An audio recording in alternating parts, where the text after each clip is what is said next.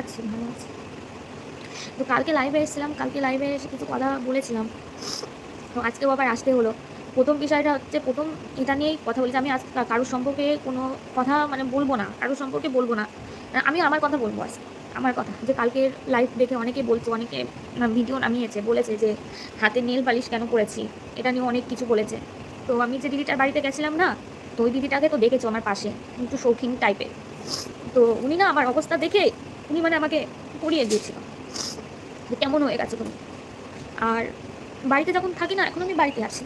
বাড়িতে যখন আমি থাকি, স্নানটাও ঠিক মতো করি না। মাথাটাও আঁচড়াই না।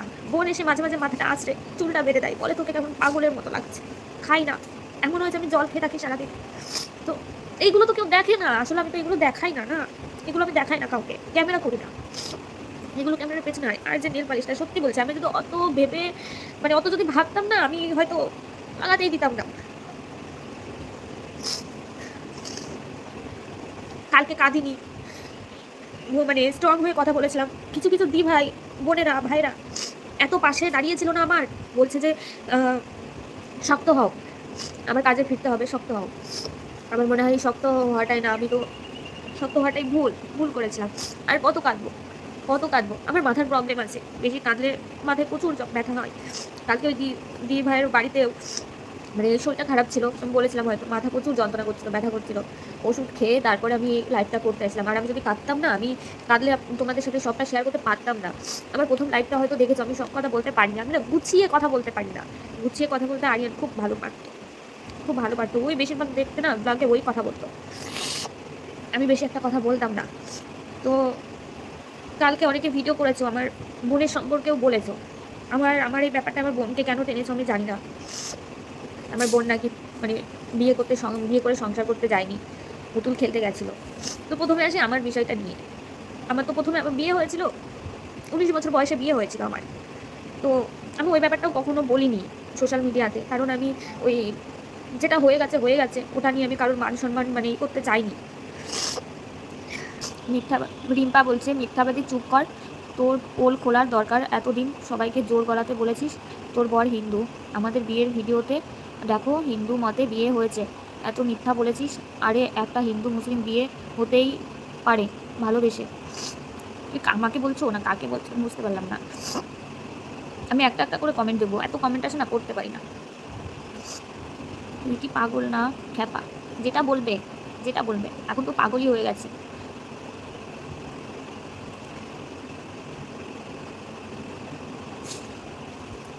আরিয়ান তোমাকে যেমনভাবে দেখতে ভালোবাসে তুমি তেমনই থাকবে। হ্যাঁ, চুলগুলো বড় করতে বলতো। দেখো আমি তো আমার বেশিরভাগ ভিডিওতে দেখবে চুল ছোট ছোট, তো চুলগুলো বড় করে করেছি। তো আমার যেখানে বিয়ে হয়েছিল ওখানে ৮ বছর চেষ্টা করেছিলাম থাকার, কিন্তু মেয়ে হয়ে গেছে, থাকতে হবে, হয়তো শুধরে যাবে, বাট শুধরোইনি। প্রচুর মার খেয়েছি, প্রচুর মার খেয়েছি ওখানে। আমার হচ্ছে রাত্রিবেলাও এসে এসে মানে কোনো কাজ করতো না, নেশা করতো, নেশা করে বেড়াতো। বাড়িতে সব কাজ করেছি। মিস্ত্রি ছিল আগের হাজব্যান্ডের শ্বশুর, ৬টা করে মিস্ত্রি থাকতো, তাদের রান্না বাড়া সব করেছি। আমি প্রেগনেন্ট অবস্থায়ও মার খেয়েছি। ৯ মাসেও, যখন আমার ৯ মাস ছিল তখন আমি মার খেয়েছি। মেয়ে আছে, তো এইগুলো না আমি কখনো কাউকে বলতে চাইনি। এগুলো সবই জানতো আরিয়ান, সবই জানতো। যখন এক পর্যায়ে দেখলাম যে না আমি থাকতে পারছি না, আমার সব খরচা আমার এ বাড়ি থেকে দিত, মা বাবা দিত সব খরচা, ওখান থেকে কোনো খরচা ওরা দিত না। মেয়ের পড়াশোনা, মেয়েকে ইংলিশ মিডিয়ামে ভর্তি করেছিলাম, সবটাই আমার বাবা দিত। ওর মানে প্রথম হাজব্যান্ড তো কোনো কাজই করতো না, টাকা দেবে কি করে, তো এখান থেকে যেত। তো আমি বললাম সব টাকা ওখান থেকে আসছে, তারপরে আমার সাথে এরকম টর্চার হচ্ছে, তাহলে আমি এখানে থাকবো কেন? তারপরেও আমি না থেকেছি, ৮ বছর থেকেছি, চেষ্টা করেছি যে না ঠিক হবে। যখন দেখলাম না আর হচ্ছে না, তখন মেয়েকে নিয়ে আমি এখানে চলে আসি। মেয়েকে নিয়ে এখানে আসার পরে টুকটাক কাজ করতাম বাড়িতে থেকে, ২ বছর ছিলাম এখানে। ২ বছর পরে আরিয়ানের সাথে পরিচয় হয়, তারপরে আরিয়ানের সাথে বিয়ে হয়। তো ভিডিও করেছে একজন, বলেছে আমার ননদ নাকি কালকে আমার লাইভে এসে আমাকে বলেছে আমি ধান্দা করি।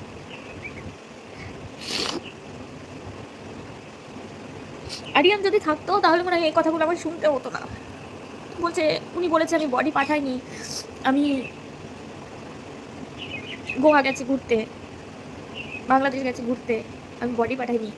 একটা বডি পাঠাতে না ওই ২০-৩০ হাজার টাকা হয় না, তার থেকে বেশি লাগে।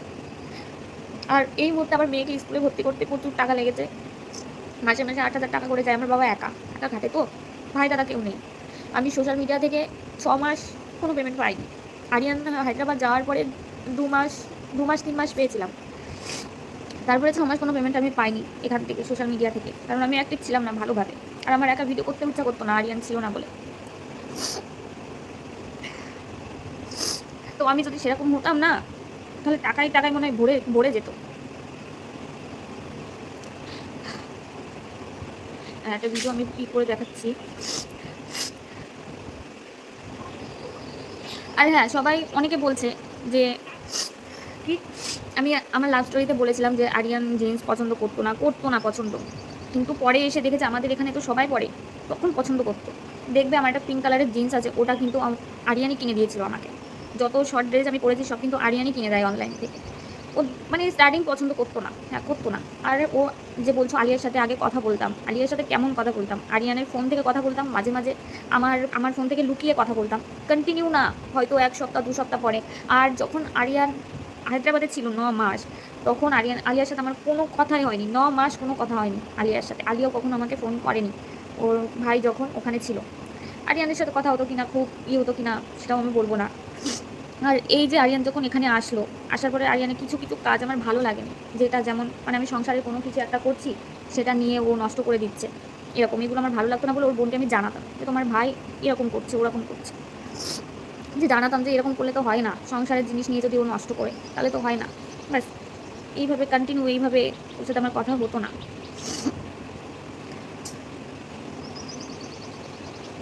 বোনের বিষয়টাই আসি, যারা আমার বোনকে তুলছো, যে আমার বোন সংসার করতে যায়নি,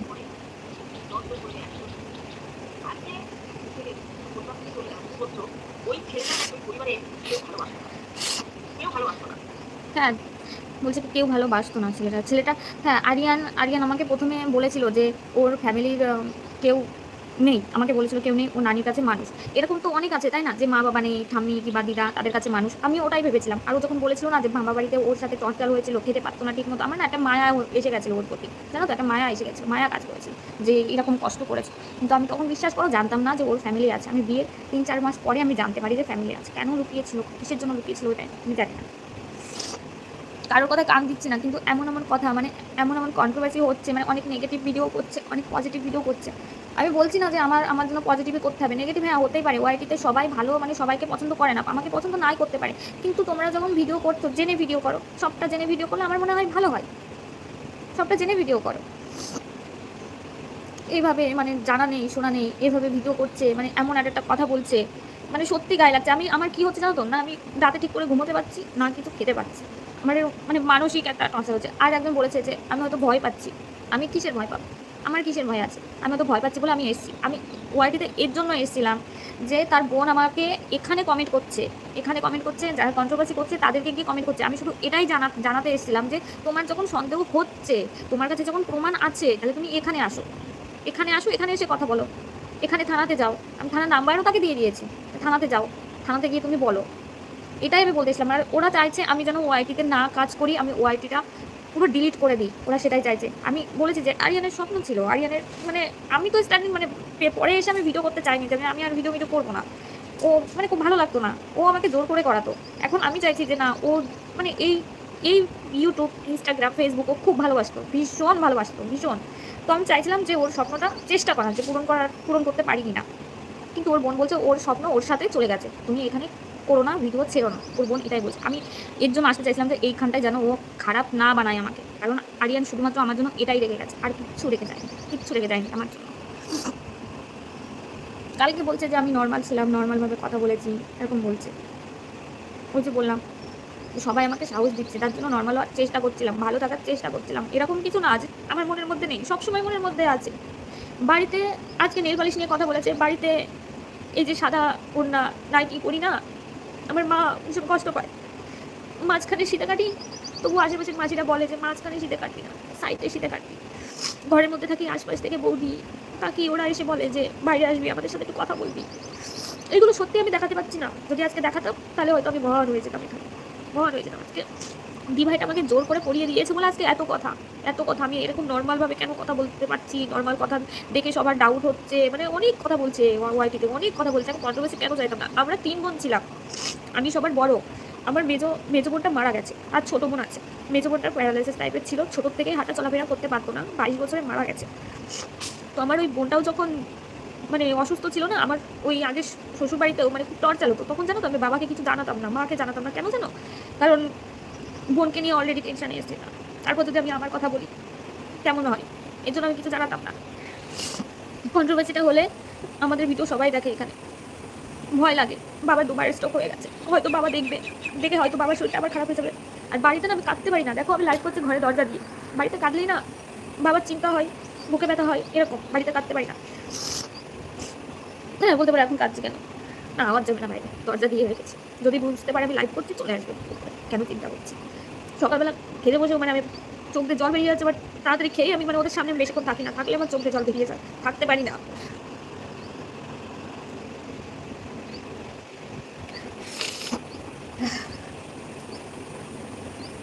আজকে যদি আমি কাঁদি তাহলে হয়তো সবাই বুঝবে যে হ্যাঁ আমি আরিয়ানকে ভালোবাসি, আর যদি আমি হাসি হেসে গেলে বেড়াই তাহলে সবাই ভাববে যে না আমি আরিয়ানকে ভালোবাসি না। এটা কেমন ভাই, এটা কেমন? বোনের কথা বলছে, বোন সংসার করতে যায়নি, বোন পুতুল খেলতে গেছিল। তো যিনি ভিডিওটা করেছে আমি নাম নেবো না, ওনার নাম নেওয়াটা আমার উচিত না, বাট উনি আমার থেকে অনেক বয়স, আমার হয়তো আমার মায়ের বয়সে। তো মাসিমাকে আমি বলবো যে মাসিমা আপনার মেয়ের সাথে যদি এরকম হতো আপনি কি করতেন, কি করতেন আপনি? আপনার মেয়ের সাথে যদি এরকম হতো, আমরা তো তখন আসিনি সোশ্যাল মিডিয়াতে কিছু বলতে আসিনি, কারণ তখন আরিয়ান ছিল পাশে, আরিয়ান বলেছে এইসব নিয়ে বলার দরকার নেই, বেশি কিছু বলিও নি আমি। আমার বোনকে আমাদের সাথে কথা বলতে দিত না, আমার মা বাবার সাথে কথা বলতে দিত না। আরিয়ান ছিল বলে ওকে বার করে নিয়ে আসতে পেরেছিলাম এই বাড়ি থেকে, না হলে আমরা পারতাম না বোনকে বার করতে। বোনের বিয়ে হয়েছিল বগুড়া কলেজ পাড়াতে। আমার বোনের যখন বিয়ে হয় ওরও 19 বছর ছিল, বাড়িতে ছিল, সবই ঠিকঠাক ছিল। যখন আমরা মেনে নিলাম, আমার মা মন থেকে মানতে চাইতো না, কিন্তু আমি বলেছিলাম যে না মেনে নাও, মেনে নিল। তো সবই ঠিক ছিল, কিন্তু বোনকে আমাদের সাথে কথা বলতে দিত না, আমার সাথে কথা বলতে দিত না। কেন? আমি বাপের বাড়িতে থাকি তার জন্য। বোন লুকিয়ে লুকিয়ে আমার সাথে কথা বলতো। প্রথম তো বোনকে কোনো ফোনই দিয়েছিল না, ফোন যাওয়া দিল, ওদের বাড়িতে ওয়াইফাই ছিল, শুধু হোয়াটসঅ্যাপে কথা বলতো। তারপরে অনেক বলার পরে সিম দিল, কিন্তু সিমে রিচার্জ করেও দিয়েছিল না। তারপর বোনের সাথে টুকটাক কথা বলতাম, আমাদের সাথে কথা বলতে দিত না বলে মানে লাস্ট যেদিন ওর বোনকে নিয়ে আসে এই বাড়িতে, সেদিন আমার সাথে কথা বলেছিল রাত্রিবেলা, কথা বলে না নাম্বার ডিলিট করতে ভুলে গেছিল, সেটা নিয়ে ওর বাড়িতে অনেক কথা শুনিয়েছিল ওর শাশুড়ি, অনেক কিছু বলেছিল, অনেক কিছু মানে আরিয়ানকে নিয়েও শ্বশুরবাড়িতে থাকে, অনেক কিছু নিয়ে কথা বলেছিল, মাঝে মাঝে কথা বলেছিল, যেটা আমার বোন সহ্য করতে পারে না। আমার বোন না একটু অন্য টাইপের, মানে গালিগালাজ সহ্য করতে পারে না। বোন বাড়িতে ফোন করে বললো যে দিদি আমি থাকবো না, আমাকে নিয়ে যা, আমাকে এইভাবে বলছে। তো ওই সময়টা আমি গেছিলাম, কেন বলছিলাম খুব কাঁদছিল, কিছুদিন ধরেই অশান্তি হতো, আমরা বলতাম চেপে থাক কিছু হবে না, খুব কান্না করছিল। তখন আমার একটা কথাই মাথায় ছিল যে আমাকে যখন মারতো না রাত্রি 11টা 12টার সময়, আমি তখন বাবাকে ফোন করে বলতাম, তখন আমার তো কোনো ভাই নেই, আমি ফোন করে বলতাম যে বাবা আমাকে নিয়ে যাও, তখন আমাকে আনতে যাওয়ার মতো না কেউ ছিল না, মার খেতাম, ওরকম মার খেতাম। তো আমি দেখলাম বোনকেও এরকম মানে কান্না করছে, ও কান্না যখন করছে খুব আদরের, আমার বোন খুব আদর, আমাদের অনেক ছোট আমার থেকে। তো আমি এখনই যাবো, আরিয়ান তো বললো যে চল এখনই যাই। রাত্রি 12টার সময় ওকে বাড়ি থেকে বার করে নিয়েছিলাম, তাও বার করতে পেরেছিলাম না। যখন ওকে আনতে গেছিলাম ওকে আটকে রেখেছিল ওর শাশুড়ি, ঘরে ও রেডি হয়েছিল, ঘরের মধ্যে ওকে আটকে রেখেছিল, সেটা মানে দরজা বাইরে থেকে লক ছিল, সেটা আরিয়ান দেখে ফেলেছিল, জানালা দিয়ে দেখে ফেলে আরিয়ানকে সময়কে বলছে তুমি তো দরজা বন্ধ করকে রাখা। তো ও বলেছিল যে হ্যাঁ। তারপর অভিজিৎ ওটা খুলে দিয়েছিল, ওর হাজব্যান্ড যে ছিল ওখানে আরিয়ানকে মারতে এসেছিল। আমি বলেছিলাম বোনকে কিছুদিন নিয়ে যায়, আমাদের বাড়িতে থাকুক, পরে ওকে বুঝিয়ে সুঝে পাঠিয়ে দেবো। ওরা সেটাও আসতে দেবে না, টানা হিসটা করছিল। তো টানা হিসটা করতে করতে ওদের জোরের সাথে আমি পারিনি, বোনকে ভেতরে নিয়ে গেছে, নিয়ে ওদের মেন গেট দিয়ে দিয়েছে, আমি আরিয়ান বাইরে, একটা ভাই গেছিল বাইরে। তখন বোন কান্না করতে বলছে দিদি আমাকে নিয়ে যা, ওর কাছে একটা ব্যাগ ছিল, ব্যাগে ছিল সোনার শাখা আর গলা, ওটা আমার কাছে দিয়ে দিয়েছিল। বারবার বলছিল যে বোন দিয়ে আমাকে নিয়ে যা, আমি থাকবো না, আমাকে নিয়ে যা, আমাকে মেরে ফেলে দেবে, এরকম বলছিল। তখন আমরা কি করবো, বগুলা ফাঁড়িতে গেছিলাম, ফাঁড়িতে গিয়ে পুলিশের সাহায্য নিয়ে তারপর বোনকে বার করেছিলাম ঘর থেকে। তারপরেও সব ঠিক ছিল, কিন্তু ওরা ঠিক ছিল না। আমরা এই যে বলছো না কেস করেছিলাম, কেসটা অনেক পরে করা হয়েছিল, কারণ ওরা আমাদের বাড়ির পাশে এসে না চিৎকার চিল্লামিল্লি করতো, বোনের নাম ধরে, বাবার নাম ধরে গালিগালাজ করতো, ওর বন্ধু বান্ধবদের নিয়ে এসে, এমনকি আরিয়ানকে ফোন করে বলতো যে তোর বউ আমার গার্লফ্রেন্ড, অন্য ছেলেদেরকে ফোন করা, তোর বউ আমার গার্লফ্রেন্ড, টিকুটিপাড়া মরে আয়, এরকমভাবে অনেকভাবে টর্চার করেছিল। তারপর আমরা থানায় গেছিলাম যে এইভাবে টর্চার করে তো হবে না, আমাদের বাড়িতে তো সবসময় ছেলে মানুষ মানে কাজের সূত্রে তো যাই বাইরে, বাবা থাকে না সবসময়, এটা ভেবেই আমরা কেসটা করেছিলাম। যে সেবিক যে বলছো না, এই দিভাই বলেছে যে উনি একজন সেবিকা, আমি বলছি না আমরা দুজন ধোয়া তুলসী পাতা, আমি বলছি না, একদমই বলছি না।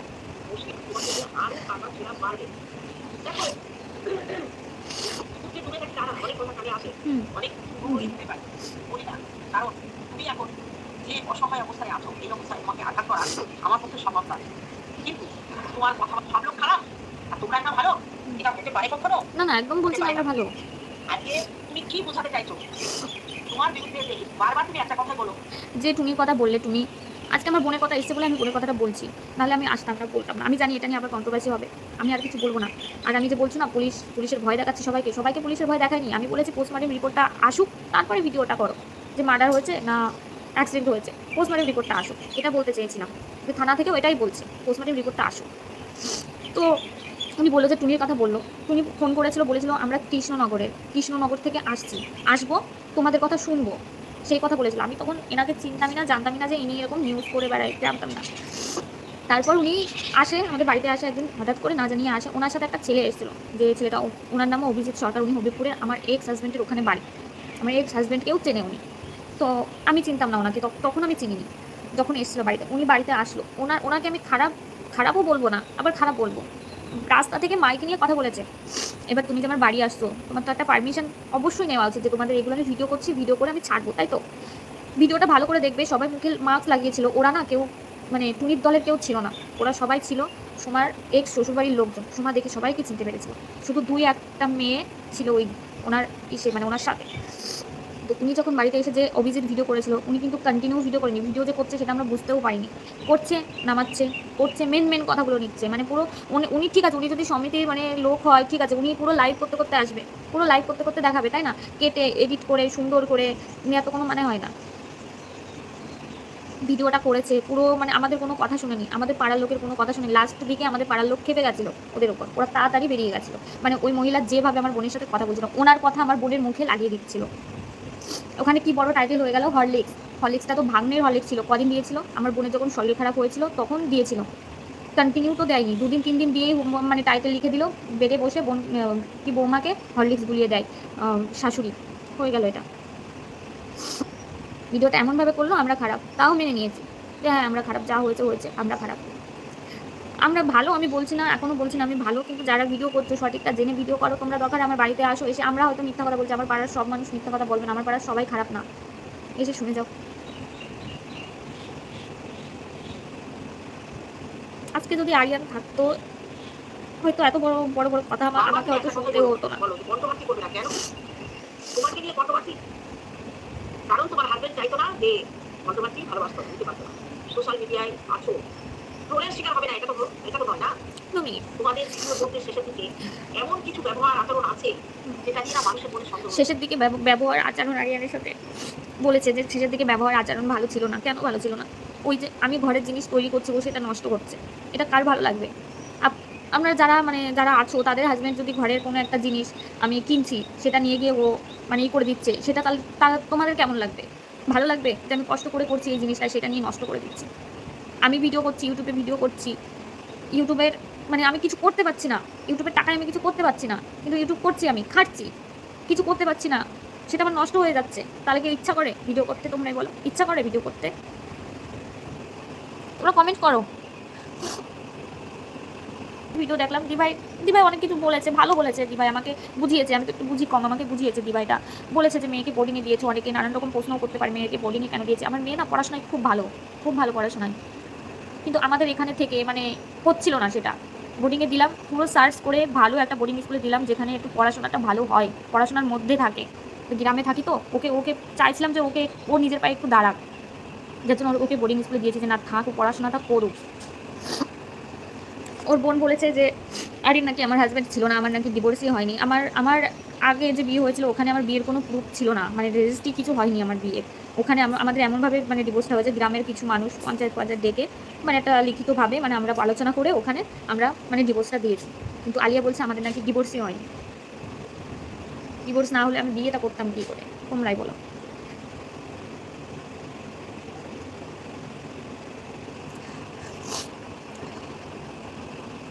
কি বলতো, খারাপ লাগে, কখন খারাপ লাগে জানো তো? মানে যখন আমি এই কাজটা করিনি, সেইটা নিয়ে আমাকে নিয়ে কথা বলছে, কাদা ছোটাছুটি করছে, তখনই না খারাপ লাগে, ভীষণ খারাপ লাগে, লেগে যায়, গায়ে লেগে যায় যে আমি তো এটা করিনি, তারপরেও কি করে বলছে? এরা তো আমাকে চেনেই না, জানেই না, কি করে বলছে? আলিয়া তো আমাকে কখনো দেখেইনি, এখানে আসেইনি, এসেছিল ওই প্রথম যেটা আমি বলেছিলাম, জোর করে দেখা করিয়ে নিয়ে এসেছিলাম, তারপরে তো আর আসেইনি, আমার সম্পর্কে তো ভালো জানেও না, ও কী করে বলতে পারছে এটা? আর আরিয়ান এমনই একটা ছেলে ছিল যে পরকীয়ার জিনিসটা পছন্দ করতো না, নিজে ভালোবেসে প্রেম করে বিয়ে করেছে, কিন্তু আমার বাড়িতে কাউকে, আমার মেয়ে বলে আমার বোন বলেও হবে না, মানে আমার বোনকে শাসন করতো। আমার বোনকে বলতো, তোমার যদি কাউকে ভালো লাগে তুমি আমাদের কাছে এসে বলবা, এরকম বলতো। পছন্দ করতো না। আমার বোন বলতো, তুমি প্রেম করে বিয়ে করেছো, আমরা করলেই দোষ, হ্যাঁ তুমি এমন এমন করো কেন? তো আর সেখানে যদি আমার কোনো কিছু থেকেও থাকতো, সে আগে সোশ্যাল মিডিয়াতে এসে জানাতো যে রুম্পা ने मुझे धोखा दे रही है, এটা বলতো। কারণ ও ওই দিকটাই খুব স্ট্রং ছিল, আর ও কাউকে ভয় পেত না, কাউকে ভয় পেত না। আর আমাদের সোশ্যাল মিডিয়াটা আমার ফোনেও ছিল, ওর ফোনেও ছিল। ও যখন তখন এসে ও বলতে পারতো আমার বিষয়টা, যে রুম্পা मुझे धोखा दे रही है, এরকম বলতে পারতো। আমাদের মধ্যে কোনো খোট ছিল না, ভালোবাসার কোনো খোট ছিল না আমাদের মধ্যে। তোমরা ভিডিওগুলো দেখো, হ্যাঁ লাস্ট ভিডিওগুলো এর জন্যই ও কিছু কিছু কাজবাজ করছিল, আমার সেটা ভালো লাগছিল না, সত্যি ভালো লাগছিল না। এটা কোনো বইয়েরই ভালো লাগবে না, যার স্বামী ওরকম করবে তারই ভালো লাগবে না। আমার ওটাই হয়েছিল, ভালো লাগতো না। যা অনেককে হেল্প করেছে, হেল্প করতে ভালোবাসতো, হেল্প করেছে, কিন্তু নিজেরটা রেখে হেল্প করেনি, সেটা আমি কেন মেনে নেবো বলো, কেন মেনে নেবো? আমি জানি না এরপর আর লাইভ আমার আসার ইচ্ছা নেই, আমার ওয়াইটিতে কাজ করারও ইচ্ছা নেই, বিশ্বাস করো আমার ওয়াইটিতে একদম কাজ করার ইচ্ছা নেই। এই যে যা সব হচ্ছে না, আমার ভীষণ মানে কি হচ্ছে, মানে মাথা খারাপ হয়ে যাচ্ছে। আমি পারছি না, এতগুলো চাপ আমি নিতে পারছি না, একদমই নিতে পারছি না। আমি সত্যিই ভালো নেই, আমি ভালো থাকার চেষ্টা করলেও এখান থেকে আমি ভালো থাকতে পারছি না, একদমই পারছি না। না এখান থেকে, না ওর ফ্যামিলি থেকে। ওর ফ্যামিলি, ওর বোন প্রথম আমার সাথে ভালো ব্যবহার করলো, ভালোভাবে কথা বললো, এখন এসে এরকম বলছে, এখন এসে এইসব কথা বলছে। তো প্রথমে আর কেউই চায় না, কোনো মেয়ে চায় না, কিনা চায় না, বাট আমি চাই না যে আমার শ্বশুরবাড়ির কোনো খারাপ কথা আমি বলবো। এতদিন আমি সোশ্যাল মিডিয়াতে কাজ করেছি, কেউ আজ পর্যন্ত জানতে পারিনি যে আমার আগের বিয়েটা কেন ভেঙেছিল, আজ পর্যন্ত কেউ জানতে পারিনি। আমি যদি খারাপ হতাম, আমি মানছি খারাপ, কিন্তু আমি যদি খারাপ হতাম যে আমার বিয়ে যেখানে হয়েছিল হবিপুর পানপাড়াতে, আমার মেয়েকে মাঝে মাঝে আমি ওখানে দিতে যাই, আনতে যাই, কারণ আমি চাই না যে ওর তো বাবা, আমি চাই না ওর বাবা ওকে ভালোবাসে, মেয়েকে ভালোবাসে, চাই না যে ওর বাবার মেয়ের প্রতি যে ভালোবাসাটা আছে সেটা কেটে যাক। কিংবা ভালোবাসুক, তারও অধিকার যতটা আছে আমার অধিকার ততটাই আছে, কারণ সে তার মেয়েকে আমি দিতে যেতাম, মেয়েকে আনতে যেতাম ওখানে। এখনও আমার ইজ্জত যেভাবে আছে, আমি মাথা উঁচু করে যাই ওখানে, উঁচু করে। আমার এক্স হাজব্যান্ডও এই যে এইসব খবর শুনে ফোন করেছিল, এক্স শ্বশুরও ফোন করেছিল, কথা বললো যে কী করবি। প্রথম দিকে টর্চার করেছিল, কিন্তু এখন সবাই ওই যে বলে না, দাঁত থাকতে দাঁতের মর্ম বোঝে না, যেটা হয় আর কি। আমার হাজব্যান্ড আর আরিয়ান মেয়ের ব্যাপারে তার বাবার সাথেও কথা বলতো, আমি বলতাম না, সে বলতো। ও বলতো যে আমি বলবো, তোকে বলতে হবে না। ও বলে নিত, মেয়ের সম্বন্ধে কথা বলে নিত তার বাবার সাথে। আহানা খাতুন বলো।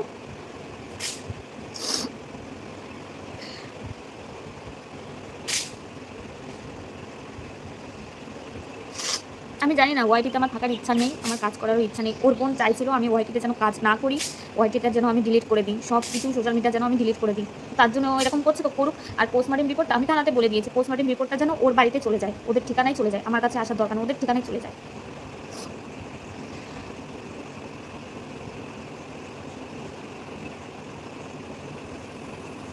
সাবিনা ইয়াসমিন মিথ্যাবাদী।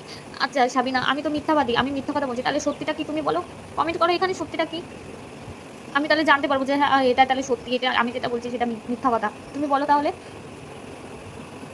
কাল হ্যাঁ আমার ননদ বাজে বাজে কমেন্ট করেছে, বাট আমি দেখতে পাইনি, বিশ্বাস করো আমি দেখতে পাইনি।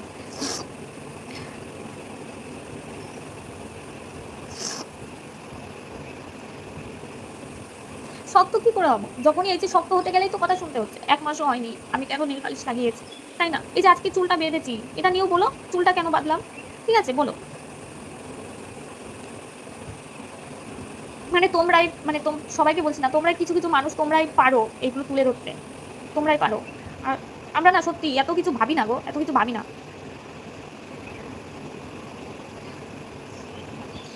নার্গিস, অনেকে অনেক কথা বলছে, আমি কান দিচ্ছি না। আমি জানি আজকে যে আমি লাইভটা করছি এটা নিয়েও হবে, হোক। রিম্পা, কি হলো রুম্পা, কি হবে? আমি ভীষণভাবে মানসিকভাবে ভেঙে পড়ছি, আমার ভালোই লাগছে না কিছু। একদিকে ও চলে গেছে, নেই, পাশে নেই, দেখতে পাচ্ছি না, কতটা দিন হয়ে গেল নেই। তারপরে এমনভাবে মানুষ লেগেছে না, সহ্য হচ্ছে না, খেতে পাচ্ছি না, ঘুমোতে পারছি না, রাত্রে তো ঘুমোতেই পারি না, কাল রাতে তো সারা রাত্রি ঘুমোতে পারিনি, পরশু দিন ঘুমোতে পারি না, আমি ঘুমাই না, আবার 3-4 বেজে যায়। তাই ভাবলাম আজকে একটু লাইভে আসি, এটা হয়তো শেষ লাইভ, আমি এরপরে আর আসবো না, লাইভে।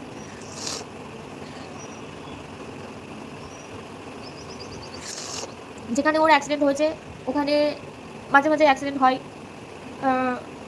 আমাদের পাড়ারই আরেকটা ছেলে 2023-এ 22 বছরের ছেলে, ওখানেই সেমভাবে অ্যাক্সিডেন্ট হয়েছে, সেমভাবে আরের মতো সেমভাবেই মারা গেছে। তারপর কালকে একজন এসেছিল আমাদের বাড়িতে, ইএমআই চলছে তো সেটা টাকা নিতে, সেই দাদাটা বলছে যে ওই জায়গাটায় শুনেছি খুব খারাপ জায়গা, তো আমিও না আসার সময় ওখান থেকে খুব আস্তে গাড়ি চালিয়ে আসি।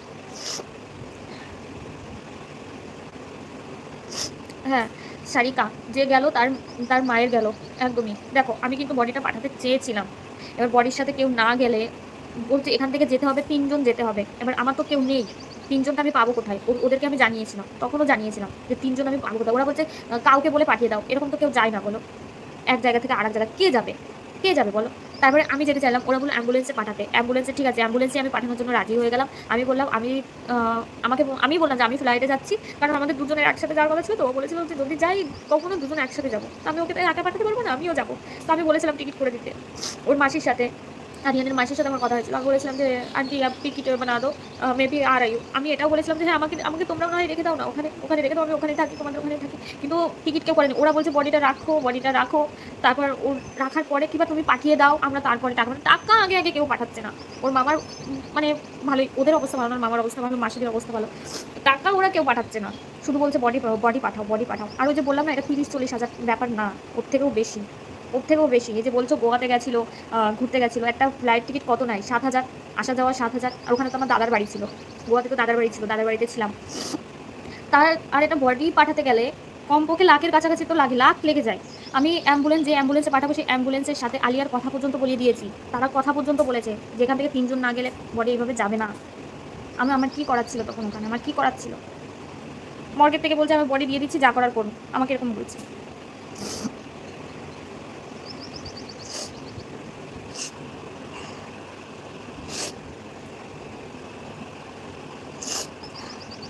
সাবিনাকে আবার বলছি, তুমি সত্যিটা বলো, সত্যিটা বলো।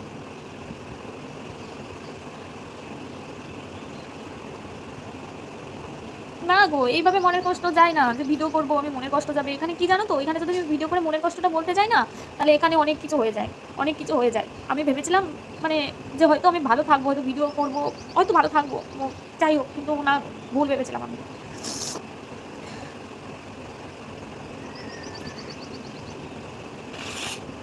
হ্যাঁ, রিয়া, রিয়া কি দুনিয়া। বলছো বেকার ছেলের সাথে বাবা মা বিয়ে দিয়েছিল কেন? কিছু ব্যাপার ছিল নাকি? এবার আমি বলি, বেকার ছেলে আমরা কেউ জানতাম না। আমাদের পুরো মিথ্যা কথা বলে বাজারে একটা দোকান দেখিয়েছিল, হার্ডওয়্যার্সের দোকান দেখিয়েছিল, মানে আমার আগের বিয়ের কথা বলছি। হার্ডওয়্যার্সের দোকান দেখিয়েছিল, বলেছিল মানে ফার্নিচারের কাজ করতো, দেখাশোনা করে, ওর বাবার ডিজাইন কাটতো, দেখাশোনা করে দোকান দেখিয়েছিল, দেখিয়ে বিয়েটা দিয়েছিল। কিন্তু আমি বিয়ের 3 মাস 4 মাস এরকম পরে জানতে পারি যে দোকানটা নিজস্ব না, ভাড়ায় নেওয়া, এবং দোকানটা বিয়ের ওই কমাস পরে দোকানটা ছেড়ে দেয়। দোকানটা ওরা ছেড়ে দেয়। দোকানে যা মালপত্র ছিল সব বাড়িতে নিয়ে আসে। তো বাড়িতে একটা ছেলে থাকতো। আমি বলেছিলাম যে দোকান থেকে মালপত্র নিয়ে আসছে কেন? তখন ওই ছেলেটা আমাকে বললো যে তুমি জানো না বৌদি, দোকান তো ছেড়ে দিল। দোকান ছেড়ে দিল মানে দোকান তো নিজস্ব ছিল। বলছে না, ওটা ভাড়াই ছিল। মানে মিথ্যা কথা বলেছিল। আর অল্প বয়সে বিয়ে দিয়েছিল কেন? আমার তো গ্রামে বাড়ি, আমার হাইট শর্ট, গ্রামের লোকজন যেমন হয় আর কি। তখন বিয়ের কাজ প্রচুর আসতো, বলতো যে অল্প বয়স আছে, বিয়ে দিয়ে দাও। মেয়ের একটু গায়ের রং চাপা, হাইট শর্ট, পরে বয়স হয়ে গেলে হয়তো দেখতে মানে বাজে হয়ে যাবে, কেউ পছন্দ করবে না, তো এখন দিয়ে দাও, ব্যাস। সত্যি, যার যায় না সেই বোঝে, সেই বোঝে। আমি অনেক বড় বড় মানে ধাক্কা খেয়েছি, কিন্তু আমি এরকম ধাক্কা কোনোদিন খাইনি। আমি কখনো ভাবিনি যে আরিয়ান এইভাবে ছেড়ে চলে যাবে, কখনো ভাবিনি। সবসময় পাশে থেকেছে যে মানুষটা, সেই মানুষটা আজকে দেখো পাশে নেই বলে এতগুলো কথা আমার শুনতে হচ্ছে, তার ফ্যামিলি থেকেও আমাকে কথা শুনতে হচ্ছে, শুধুমাত্র পাশে নেই বলে।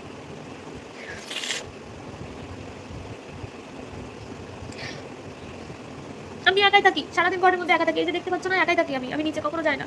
মাঝে মাঝে ওই ডাকলে হয়তো আমি স্নানই করি না, ঠিক মতো, ঠিক মতো স্নানই করি না।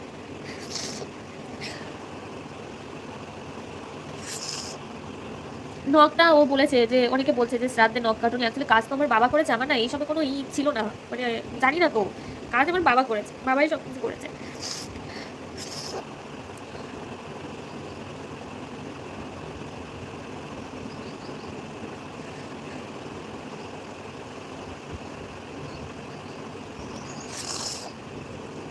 ওরা ভাবছে হয়তো আমি জ্যোতিষীর কাছে নিয়ে গিয়ে হয়তো ওর খারাপ করেছি, ওর বোন ভাবছে। কিন্তু জ্যোতিষীর কাছে গেলে কি কারো খারাপ করে? কারো কি খারাপ করে? তোমরাই বলো। তো ভালোর জন্যই তো গেছিলাম। ওকে 22,000 টাকা দিয়ে আংটিও দিলাম। ও বিশ্বাস করতো না, আরিয়ান বিশ্বাস করতো না। যে ও দেখবে অনেক ভিডিওতে বলেছে যে মেয়ে রুম্পা কি খাতির পায় না, ও ইয়ে মুঝে পছন্দ নেই। একবার ফেলে দিল, সেটারও ভিডিও আছে, যে রাগ করে ফেলে দিয়েছিল। রাগ করলেই আংটিটা খুলে নিত। আর আংটি খুলে নিলে না কাজ হয় না, কাজ হতে চায় না। তো আংটি আমাদের এখানে বাঁশবাগানের ওখানে ফেলে দিয়েছিল। আমি 1-2 ঘন্টা গিয়ে খুঁজে খুঁজে খুঁজে খুঁজে একটা আংটি পেয়েছিলাম, আর একটা আংটি পাইনি।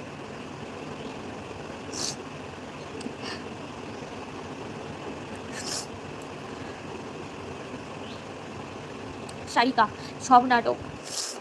হ্যাঁ গো, আমি তো নাটকই করি, দেখছো না, নাটকই করি আমি। আমি আসতাম না, মানে আমার বোনকে টানছে, মানে এগুলো কি?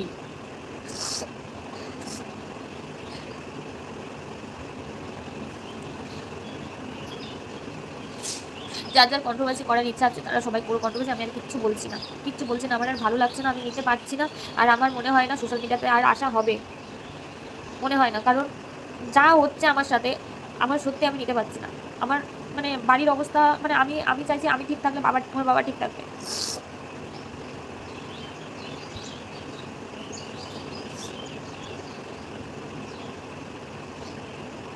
যারা যারা ভিডিও করে গেছিলো বোনের ব্যাপারে, যারা ভিডিও করে গেছিলো, যে অভিজিৎ ক্যামেরা করেছিল, মানে ভিডিও ছেড়েছিল, সে আমার এক্স শ্বশুর বাড়িতেও গেছিলো, রাত্রি 11টা 12টার দিকে গেছিলো, গিয়ে বলছে যে তোমাদের কি ডিভোর্স হয়েছে।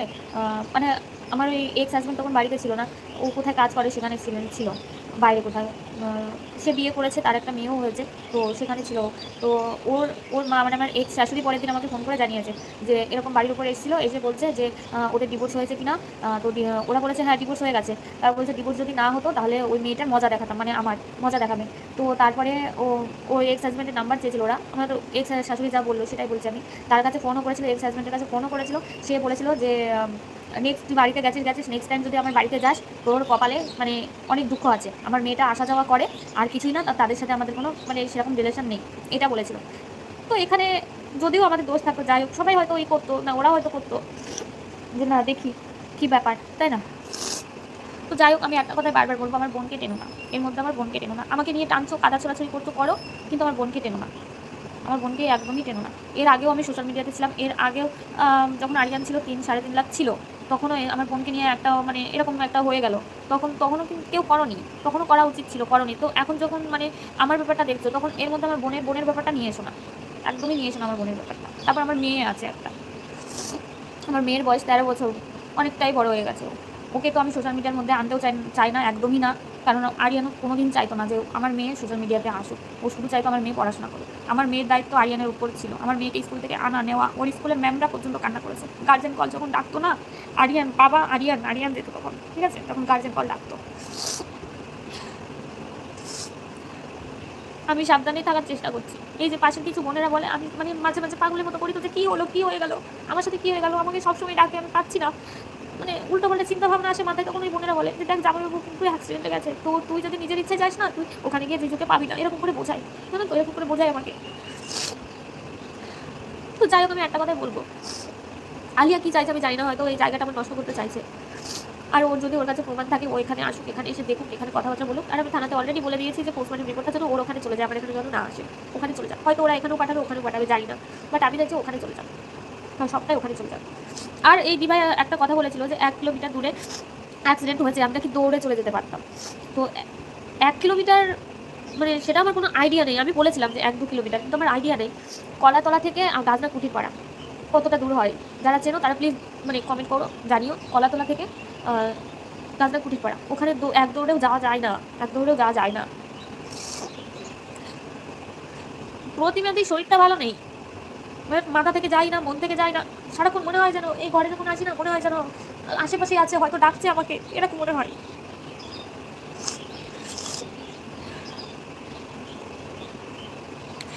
শ্বশুরবাড়ি থেকে ওটা নিয়েই তো অনেক কিছু হচ্ছে। কিছুদিন আমার সাথে ভালোভাবে কথা বলেছে, এখন আর ভালোভাবে কথা বলে না, এখন শুধু আমাকে বাজে বাজে ইঙ্গিত দিচ্ছে, বাজে বাজে করছে যে আমার হয়তো কারোর সাথে রিলেশন ছিল, যেটা মানে যেটার জন্য আরিয়ানকে আমি নাকি মানে শেষ করে দিয়েছি, এরকমও বলছে।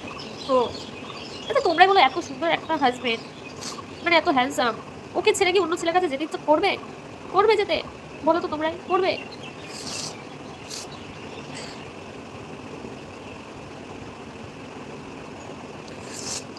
হ্যাঁ, মুক্তি দিতে দিতে ক্লান্ত হয়ে পড়বো। মেয়ে ওর ওর ঠাম্মির কাছে রয়েছে, মেয়ে ঠাম্মির কাছে রয়েছে, ওরটা স্কুল মানে আমার কাছে ছিল, স্কুল ছুটি তো, গরমের ছুটি, ওর ঠাম্মির কাছে রয়েছে। স্কুল খোলার আগে হয়তো আসবে, এসে এখান থেকে স্কুলে চলে যাবে। সুস্মিতা দেবরয় বলছে তুই আর তোর বোন দুটোই সমান, ছেলেদের ইউজ করিস তোরা। ও কি করে ইউজ করি গো ছেলেদের, একটু জানাবে, একটু বলবে কি করে ইউজ করি? কি নিই, টাকা পয়সা নিই না কি করি? না খেয়ে থাকবো তাও কারোর কাছে হাত পাতবো না, আর ওই রাস্তায় যাবো না।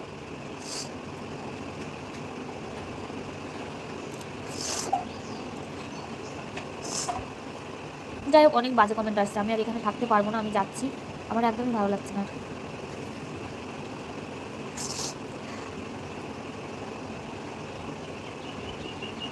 না, কেউ ভেতরটা দেখছে না, উপরটা দেখছে, ভেতরটা কেউ দেখছে না। ভেতরটা যদি দেখাতে পারতাম তাহলে হয়তো সবাই বুঝতো, দেখাতে পারছি না তো ভেতরটা, উপরটা দেখতে পাচ্ছি যে না, ঠিকই তো আছে, কোনটা ঠিকই তো আছে। যাই হোক, আমি যাচ্ছি লাইভ থেকে, আমি আর হয়তো লাইভে আসবো না, আমার ইচ্ছাও নেই আসার। আবার জানি কন্ট্রোভার্সি হবে, হোক, আমার কিছু আর বলার নেই। আর ওই যে বললাম, পুলিশের ভয় আমি কাউকে দেখাইনি, পুলিশের ভয় আমি কাউকে দেখাইনি। আমি শুধু এটা বলতে চাইছিলাম যে পোস্টমর্টেম রিপোর্টটা আসুক, রিপোর্টটা নিয়ে আমি ভিডিও করবো, তখন তোমরা সবাই ভিডিও নামাও। তো আগে থেকে যদি মার্ডার করে চিল্লাও তোমরা প্রমাণ ছাড়া, এটা এটা কি কেমন ধরনের? প্রমাণ নিয়ে তারপরে করো না, যা করার করো, প্রমাণটা নাও তারপরে করো। না, আমি কারোর চ্যানেল সম্পর্কে কিছু করবো না, যেটা যার ভালো লাগে সেটা করুক। আমি ক্লান্ত হয়ে পড়েছি। আমি এখন আপাতত আরিয়ানকে নিয়েই থাকতে চাই, আরিয়ানের যে স্মৃতিগুলো আছে ওগুলো নিয়েই আমি থাকবো, ব্যাস।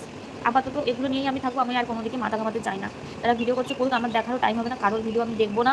কিন্তু আমি আরিয়ানকে নিয়ে, আপাতত আমি আরিয়ানকে নিয়ে চিন্তা করতে চাই, আরিয়ানকে নিয়েই থাকতে চাই, ব্যাস। তো চলো, আমি আসছি, সবাই খুব ভালো থেকো।